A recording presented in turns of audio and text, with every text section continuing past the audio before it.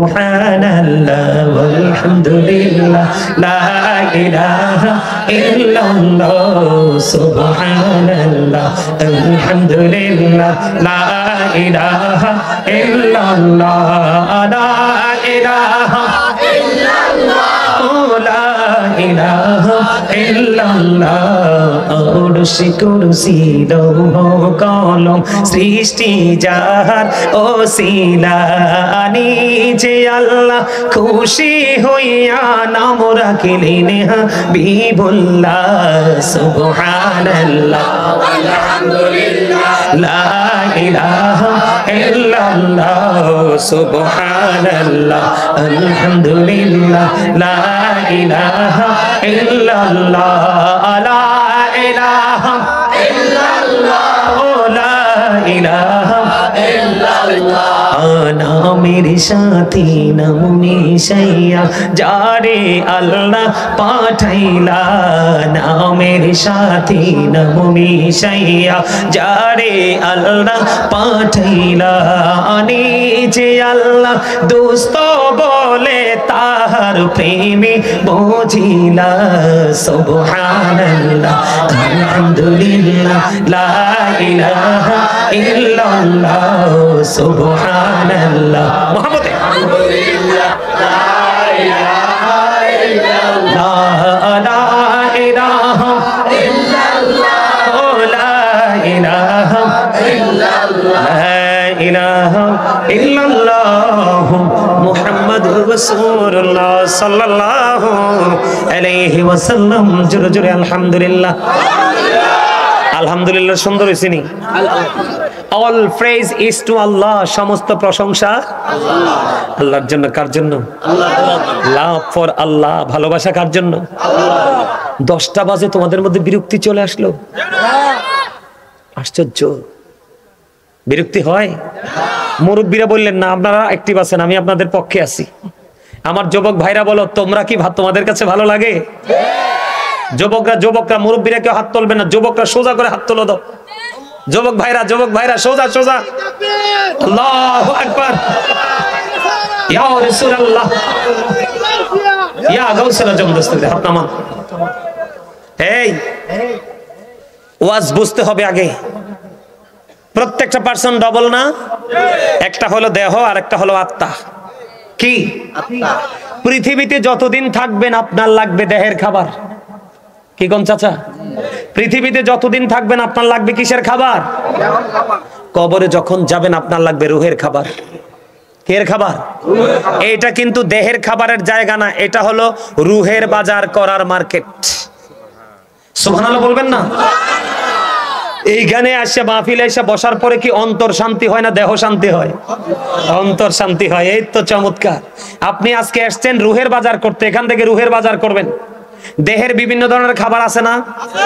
চা আছে কফি আছে গোশত আছে রুটি আছে ভাত আছে আছে না বিভিন্ন খাবার এটা দেহের খাবার ঠিক রূহেরও কিন্তু বিভিন্ন ধরনের খাবার আছে সুবহানাল্লাহ আছে আলহামদুলিল্লাহ আছে আল্লাহু আকবার আছে নামাজ আছে রোজা আছে হজ আছে যাকাত আছে দান আছে সালাম আছে এগুলো হচ্ছে রূহের খাবার সুবহানাল্লাহ বলেন আরে জোরে আরেকটু মহব্বতে আমি আজকে আলোচনা নিয়ে আসছি বন্ধুরা আমার আলোচনা ঢুকতে চাই আমার অনেক সময় প্রায় 1 ঘন্টা পার হয়ে গেছে আপনাদেরকে বুঝাইতে আমার ওয়াজে ঢুকলে কি আপনারা চলে যাবেন আমার সামনে কোরআন শরীফটা আছে এজন্য আমি খুশি আছি যুবক ভাইরা তোমরা কি চলে যাবা তোমাদেরকে দেখে আমার কাছে ভালো লাগছে ওয়াজ করার মানসিকতা আরো বেড়ে গেছে কারণ আমি তোমাদেরকে দেখলে আমি খুশি হই আশ্বস্ত হই এই কারণে আজকে যদি আলোচনা শোনো আরেকদিন আলোচনা শোনো তোমাদের মানসিক পরিবর্তন আসবে আমি বিশ্বাস করি যদি পরিবর্তন না আসতো তাহলে রাসূল ওই হাদিস বলতো না আমি তোমার আমার যুবক ও বাগমারা মনোহরপুর মধ্যপাড়ার আমার যুবক ভাইরা বাবা গো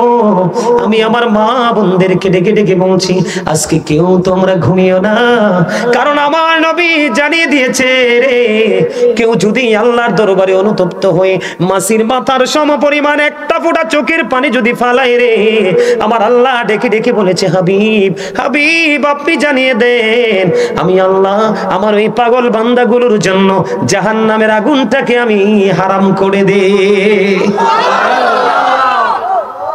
মসজিদে যেয়ে কানবেন মসজিদে যেয়ে হাসা যাবে না রমজান মাস আসলে বেশি বেশি কাঁদবেন, হাসবেন খুবই অল্প। রাসূল বলেছেন মুমিন হাসবে কম, কাঁদবে বেশি। বলে হুজুর মাসির মাথার পরিমাণ সমপরিমাণ পানি কেন ফালাইতে হবে?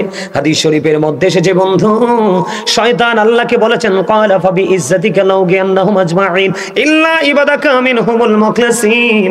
আল্লাহ তোমার ইজ্জতের কসম করে বললাম, আল্লাহ তোমার বান্দাকে কনিষ্ঠ বান্দা ছাড়া সবাইকে কি করব? পথভ্রষ্ট করব। কে বলেছেন? আল্লাহ। শয়তান আল্লাহকে কি করেছেন? চ্যালেঞ্জ করেছেন বন্ধু। আল্লাহ রাব্বুল আলামিন বলতেছে শয়তান তোকে তোর পাওয়ার দিয়ে দিলাম।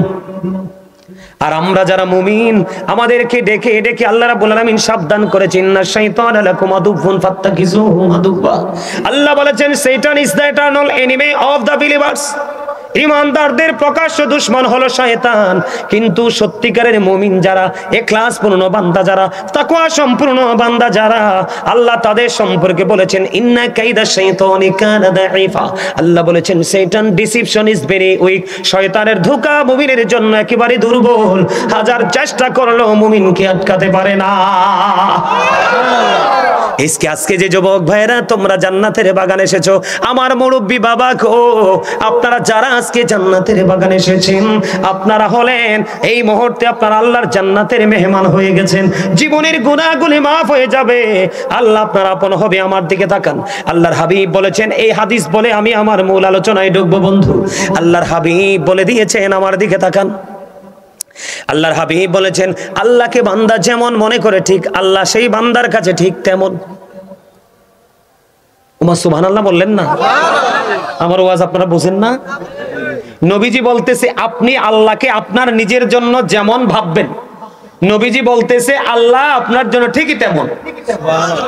যেমন এক্সাম্পল স্বরূপ আপনাদেরকে সহজে বোঝাই, কোন মানুষ এক সপ্তাহ ধরে মানত করে রাখছে গাজী সুলাইমান সাহেব আসবে রে আজকের মাহফিলে, হুজুরকে আমি ভালোবাসি, ওনার আলোচনা শুনবো। এটা একটা খেয়াল। আরেকটা হলো আল্লাহ গো, আমি যদি ওই মাহফিলে যাই শুরু থেকে শেষ পর্যন্ত বসে থাকার চেষ্টা করব মালিক, এর বিনিময় তোমার কাছে চাইবো গো তুমি আমার জীবনের গুনাহগুলি মাফ করে দিবা। এটা হলো আপনি আল্লাহকে এমন মনে করতেছেন বলার পরে যে হ্যাঁ আমার আল্লাহ মাফ করে দিবে। নবী জানিয়ে দিয়েছে উম্মত তোমরা টেনশন করো না, তুমি যেমন চিন্তা করে আজকে জান্নাতের বাগানে এসেছো আমার আল্লাহ ঠিক তোমার সাথে তেমন ব্যবহারই করবে। নবীজি আরো বলেছেন, একটা হাদিস কিন্তু আমি পাই টু পাই ভেঙে ভেঙে বলছি বন্ধু। নবীজি আরো জানিয়ে দিয়েছেন কেউ যদি জিকির করার জন্য আল্লাহর দিকে এক বিঘা পরিমাণে গিয়ে আসো, আল্লাহ রাব্বুল আলামিন কথা দিয়েছে হাবিব আপনি জানিয়ে দেন যেই বান্দা জিকির করার জন্য আমি আল্লাহর দিকে এক বিঘা পরিমাণে গিয়ে আসে গো আমি আল্লাহ তার দিকে এক গজ পরিমাণে গিয়ে আসি। সুবহানাল্লাহ। নবীজি আরো বলে দিয়েছেন কেউ যদি আল্লাহর দিকে জিকির করার জন্য, বন্ধু জিকির মানে কি আমি আপনাদেরকে বলি, জিকিরের বাংলা হলো স্মরণ। আমি আজকে আল্লাহর স্মরণে আসছি কিনা বলেন? নবীজি জানিয়ে দিয়েছে কেউ যদি আল্লাহর দিকে এক হাত পরিমাণে গিয়ে আসে আমার আল্লাহ কথা দিয়েছে হাবিব আপনি জানিয়ে দেন আমি আল্লাহ কথা দিলাম গো আমি আমার ওই বান্দার দিকে দুই হাত পরিমাণে গিয়ে আসি। আল্লাহ বলেছে হাবিব আপনি আরো জানিয়ে দেন, হাদিস শরীফের মধ্যে বন্ধ এসেছে কেউ যখন আমি আল্লাহর দিকে হেঁটে হেঁটে আসে রে আমি আল্লাহ তার দিকে দৌড়ে চলে আসি। আমার নবীজি আরো বলে দিয়েছেন ও বন্ধু আজকে আমরা যে বসেছি এটা একটা একেবারে নরমাল জায়গা, ধান ক্ষেত, ঠিক কিনা বলেন? এই ধান ক্ষেত আমরা একটা নরমাল জায়গায় নরমাল সামিয়ানার নিচে বসেছি রে। হাদিস শরীফের মধ্যে এসেছে বন্ধু আপনার আমার প্রাণের নবী জানিয়ে দিয়েছে হাবিব আপনি আমার বান্দাগুলোকে জানিয়ে দেন। হাদিস শরীফের মধ্যে এসেছে বন্ধু আপনার আমার নবী আপনাকে আমাকে জানিয়ে দিয়েছে হাবিব বন্ধু আপনি জানিয়ে দেন পৃথিবীর বুকে নরমাল জলসায় বসে বসে আমার বান্দাগুলো আমি আল্লাহর জিকির করে গো আমি আল্লাহ কথা দিলাম তার চাইতে উত্তম জলসায় আমি আমার বান্দাগুলোর জিকির করি। এখন আপনাকে যদি কেউ বন্ধু এই মুহূর্তে প্রশ্ন করে, তুমি তো মাহফিলে বসে আছো, তুমি আমাকে একটু বলো না তোমার আল্লাহ কি করে, আমি বলে দিতে পারবো। আজকে বুদ্ধি শিখায় দেই বন্ধু। আপনাকে কেউ যদি প্রশ্ন করে, তুমি রাত্র 2টা পর্যন্ত মসজিদে ছিলা, তুমি কি বলতে পারবা এতক্ষণ পর্যন্ত তোমার আল্লাহ কি করেছে? আপনি একবার আত্মবিশ্বাসের সাথে কনফিডেন্সলি বলে দিবেন, আমি বলতে পারবো। বলো বলো, কি বলবা? আমি বলে দিব, আমার আল্লাহ এতক্ষণ পর্যন্ত আমার জিকির করেছে।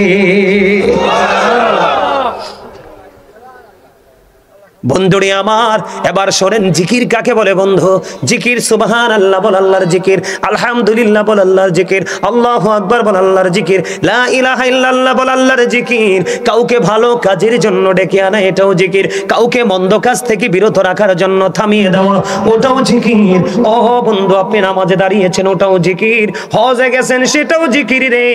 নামাজ হলো আল্লাহর জিকিরের জলসা, কারণ এটা একই জায়গায় দাঁড়িয়ে বসে সম্পূর্ণ করা হয়।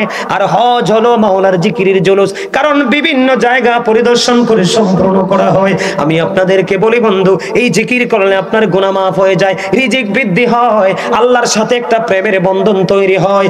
এর মধ্যে শ্রেষ্ঠ জিকির হলো বন্ধু নামাজ রে। ও বন্ধু, এখন তো শীতকাল চলে। হযরতে আবু যর রাদিয়াল্লাহু তাআলা আনহু থেকে হাদিস কানা বর্ণিত, আপনার আমার প্রাণের নবী শীতের দিনে বন্ধু বের হলেন। বের হওয়ার পরে তিনি চাইয়া দেখলেন গাছের পাতাগুলো বিরামহীন ভাবে ঝরছে।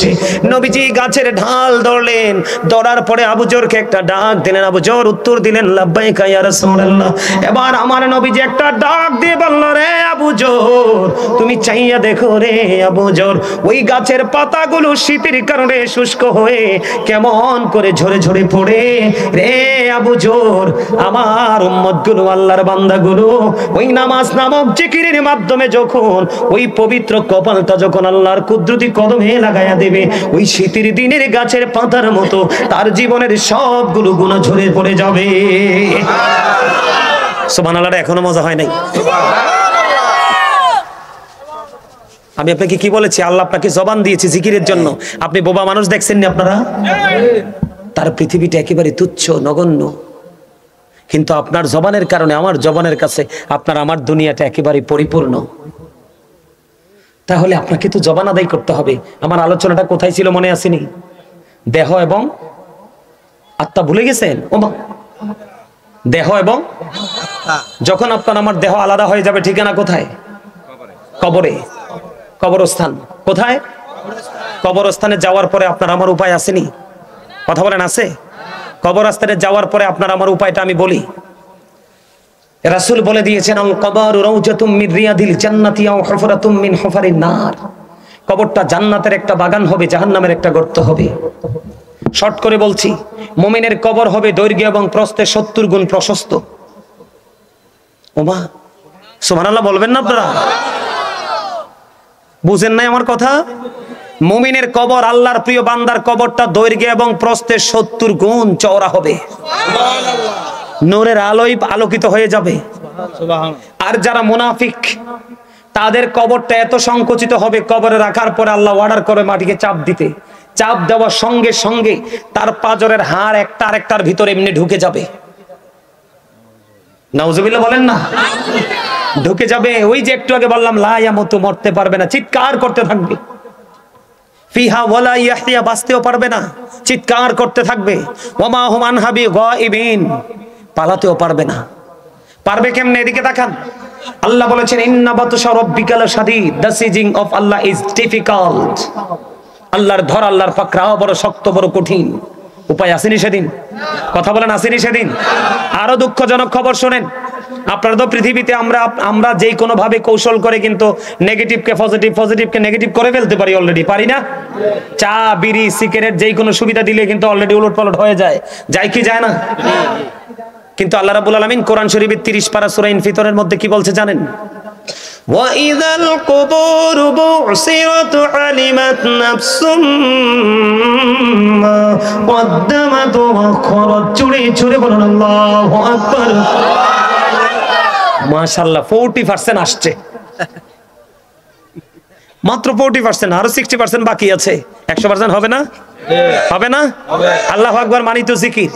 আর জিকির মানি হলো, নবীজি বলছে যখন তোমরা জান্নাতের বাগানে যাও তখন তোমরা জান্নাতের বাগান থেকে ফল খেয়ে নিও। ইয়া রাসূলুল্লাহ, ইয়া হাবিবাল্লাহ, নবী গো, ওই জান্নাতের বাগানের ফলটা কি বলবো নি? আমার সাথে জান্নাতের বাগানের ফল খাইবেন নি?